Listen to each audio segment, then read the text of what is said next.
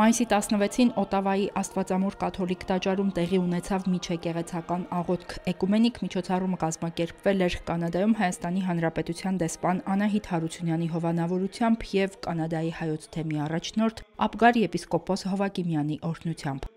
Եկեղեցում կատարվեց բարեխոսական կարգ, նվիրված 1915-ից 1923 թվականներին տեղի ունեցած հայոց ցեղասպանության սուրբ նահատակների հիշատակին։ Արարողությանը ներկա գտնվեց շուրջ 200 հյուր, Կանադայում հավատարմագրված ավելի քան 30 երկրի դեսպան, դիվանագիտական կորպուսի այլ ներկայացուցիչներ, Քվեբեկում Հայաստանի Հանրապետության պատվոհիպատոսը, կաթոլիկ, եթովպիական ուղղափառ, ղպտի ուղղափառ, ասորական կաթոլիկ, ռումինական ուղղափառ և հնդիկ ուղղափառ եկեղեցիների ներկայացուցիչներ, հայ եկեղեցու հոգևոր հայրեր, ինչպես նաև բազմաթիվ հավատավորներ։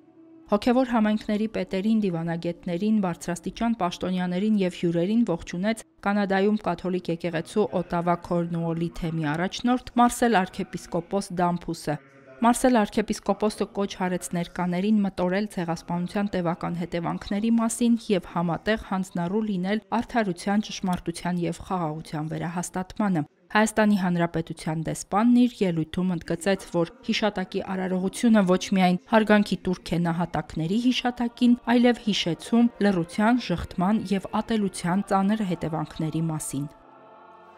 Հերմինե Հակոբյան, Եկեղեցական կյանք։